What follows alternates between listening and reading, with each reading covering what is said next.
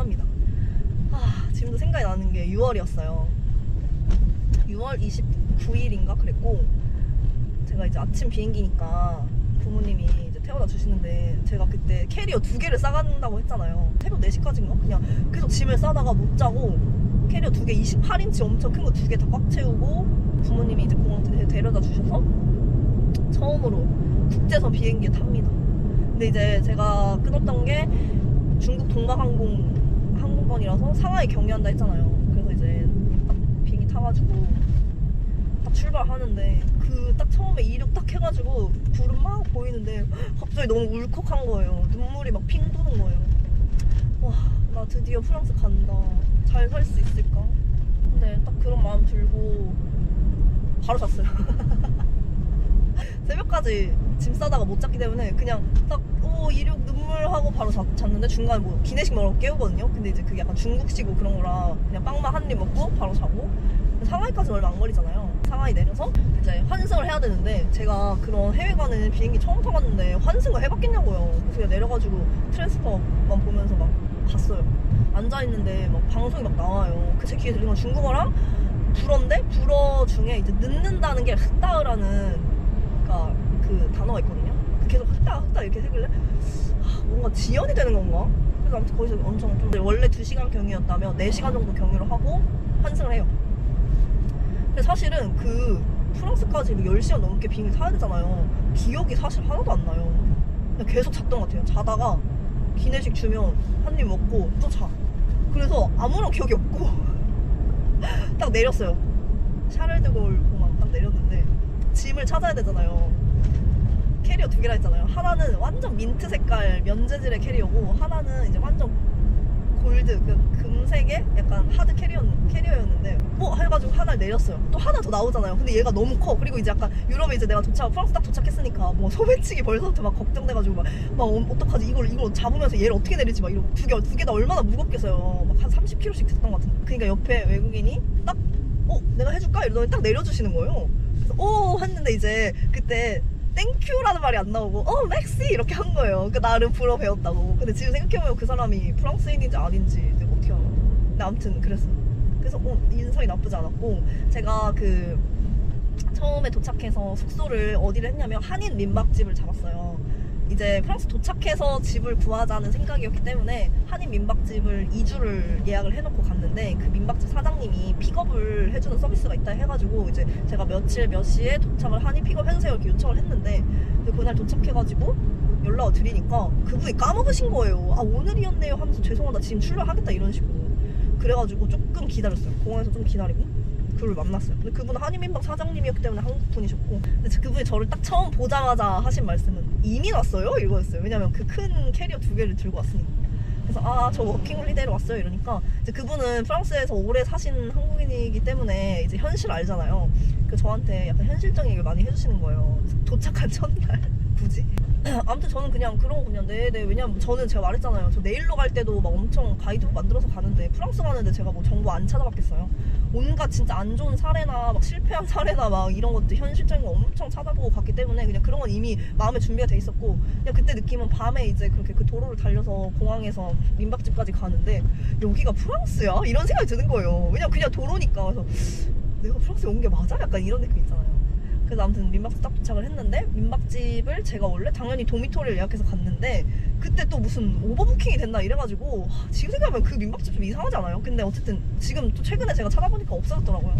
근데 아무튼 거기 나름 밥이 맛있다고 해가지고 후기를 보고 예약을 한댔는데, 도착하니까 제가 예약했던 도미토리는 이미 차 있고, 그래서 이제 그냥 별관에 좀 편한 2인실을 주겠다, 며칠만 여기 있어라 했는데 저한테는 좋잖아요. 그래서 알겠다 하고 가서 2인실 들어가서 쓰고, 그날 도착하자마자 비빔밥인가 주셨어요. 근데 이제 솔직히 프랑스 도착하자마자 한식을 먹을 거라고 생각 못했는데 밥 주니까 또 감사했고, 거기서 이제 지내면서 처음에 2주는 집 구하기가 목표긴 했지만 관광을 했죠. 왜냐면 프랑스 얼마나 제가 가보고 싶었어요.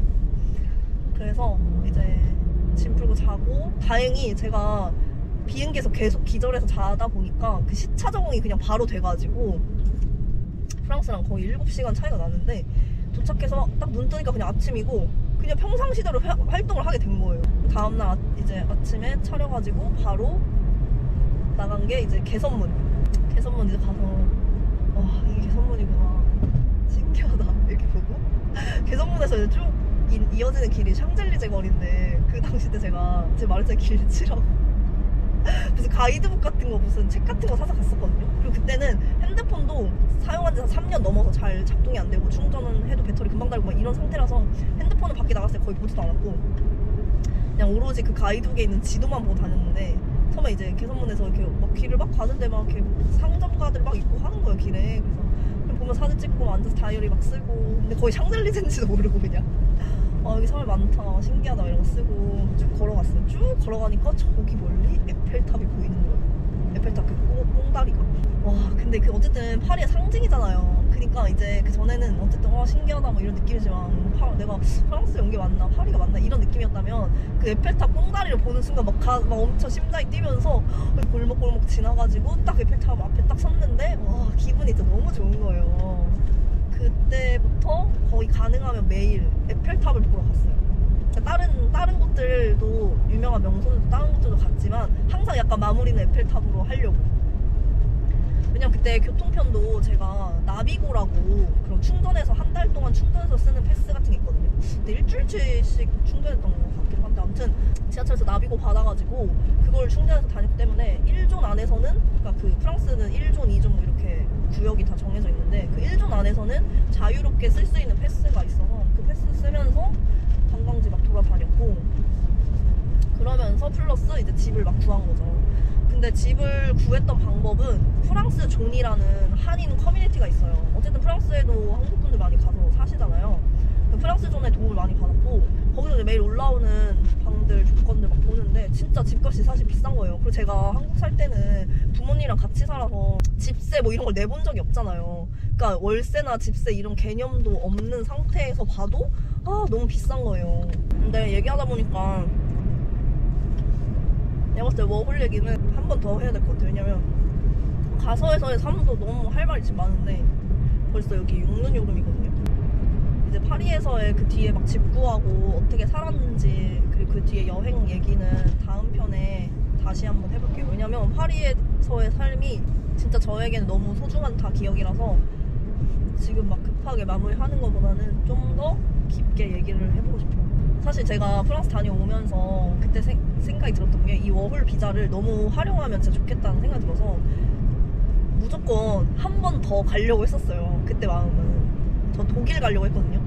독일도 여행을 갔었는데 예를 들어 독일이 약간 그런 거래요. 유럽 국가들 안에 독일이 약간 이렇게 껴있어서 물류가 서로 통하는 약간 중심지 같은 느낌이라 조금 유럽의 물가보다 독일이 조금 더 저렴했어요. 다른 옆에 지역들보다.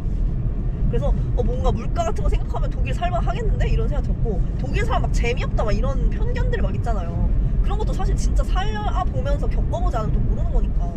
그때 제가 독일 여행 갔을 때 사실 크게 막 인상 깊었던 것들은 많이 없긴 했는데 그냥 뭔가 나중에 워홀을 내가 한 번 더 올 수 있다면 30살 안에 무조건 독일을 가야겠다. 그때 말씀드렸다시피 제가 29, 30, 31 때는 코로나가 엄청 심했다. 그래서 이미 지금 33살이니까 워킹홀리데이는 다시 못 가요.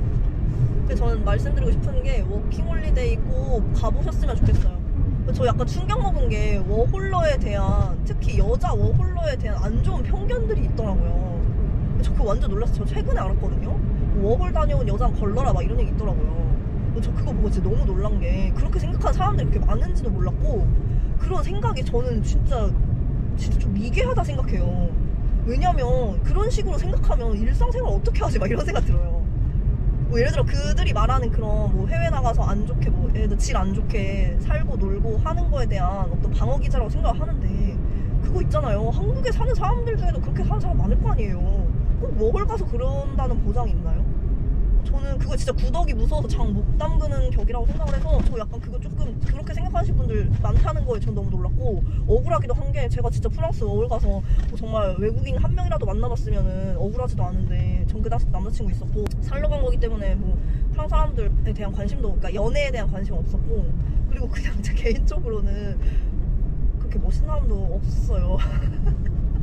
그냥 약간 유럽인에 대한 뭔가 조금 뭐 안 겪어봤으니까 모르지만 막 뭔가 어떤 환상 같은 게 있을 수 있잖아요. 근데 저는 갔는데 막 그냥 여기도 그냥 사람 사는 곳이네 라는 생각이 들었고 저 프랑스 살면서 잘생긴 사람 한 번도 못 봤거든요. 거기 되게 다인종의 국가잖아요.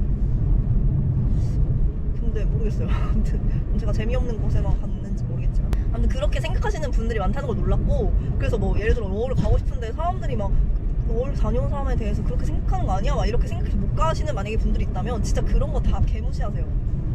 아니 저는 그거야말로 겪어보지도 않은 사람이 막 남의 인생에 대해서 막 이렇게 얘기하는 것 같아서 진짜 별로라 생각하거든요. 저는 경험이 진짜 최우선이라고 생각을 하고, 본인이 예를 들어 갔는데 그런 사람 많이 봤으면 뭐 그것까진 인정. 근데 뭐 가보지도 않고 야 거기 갔다 온 사람 다 이렇대 막 이렇게 얘기하는 건 진짜 극혐이에요. 아무튼 뭐 이것도 그냥 제 의견의 하나일 뿐이니까. 전 특히 워홀은 뭐 미주권 가서 영어 늘리고 돈 많이 벌어오고 이런 것도 당연히 좋지만, 평소에 내가 진짜 접하기 좀 어려운 나라나 진짜 아니면 가보고 싶었던 나라 가서 살아보는 거 진짜 추천이고요. 얘기하니까 빨리 가고 싶네요. 사실 지금 파리 올림픽 저 간다 했잖아요. 아빠랑 동생이랑 가거든요. 좀 걱정이 되기도 하는데 그래도 우선 너무 즐거울 것 같아요. 중간에 또 남자친구가 합류하기로 해가지고 좀 이상한 형태의 여행이 됐지만 빨리 가고 싶습니다. 오늘 남은 시간에는 좀 수박 먹고 갈게요.